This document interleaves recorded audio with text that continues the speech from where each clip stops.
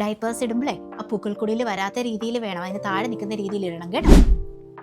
ആംബിലിക്കൽ code അല്ലെങ്കിൽ പൂക്കൾക്കൊടി അത് എങ്ങനെയാണ് കെയർ ചെയ്യേണ്ടതെന്നുള്ളത് ന്യൂ മോംസിനോട് ഡൗട്ട് ആയിരിക്കും അല്ലേ.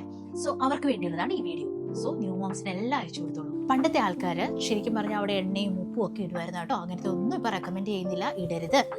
ഇനി ചിലപ്പോൾ ചില ഇൻഫെക്ഷൻ്റെ ഫീലൊക്കെ ഉണ്ടെങ്കിൽ ഡോക്ടേഴ്സ് ഓയിൽമെൻറ്റ്സ് പറഞ്ഞാൽ അത് മാത്രമേ ഇടുക. ഓക്കെ, അത് പറഞ്ഞാൽ മാത്രം. അല്ലെന്നുണ്ടെങ്കിൽ അംബിലിക്കൽ കോഡ് നല്ല അതിൻ്റെ സ്റ്റമ്പ് ഉണ്ടല്ലോ അത് ഭയങ്കരമായിട്ട് ഡ്രൈ ആക്കി വെക്കുക. ഇനി നിങ്ങൾക്ക് ക്ലീൻ ചെയ്യണം, ഈ അറിയാതെ എങ്ങാനും ഇപ്പോൾ ആൺകുട്ടികളൊക്കെ ആണെങ്കിൽ ചെറിയ പി ഒക്കെ അവിടെ വന്നു എന്നുണ്ടെങ്കിൽ കോട്ടൺ യൂസ് ചെയ്ത് വെള്ളം യൂസ് ചെയ്ത് നമുക്കത് ക്ലീൻ ചെയ്യാം. അതിന് മുമ്പ് നമ്മുടെ കൈ നന്നായിട്ട് കഴുകിയിരിക്കണം. അതിനുശേഷം അത് നല്ല രീതിയിൽ ഡ്രൈ ആക്കിയിട്ട് തന്നെ വെക്കണം. ഒട്ടും വെള്ളമയം അവിടെ ഉണ്ടാവാൻ പാടില്ല. അതൊരു ഒരാഴ്ച തൊട്ട് 3 ആഴ്ച വരെ എടുക്കും കംപ്ലീറ്റ്ലി ഡിറ്റാച്ച്ഡ് ആയിട്ട് പോകാനായിട്ട്. സോ അത് നോർമലാണ്. അപ്പോൾ അതിൽ നമ്മൾ വെറിയാവേണ്ട കാര്യമില്ല. ഓക്കെ ആണല്ലോ അല്ലേ.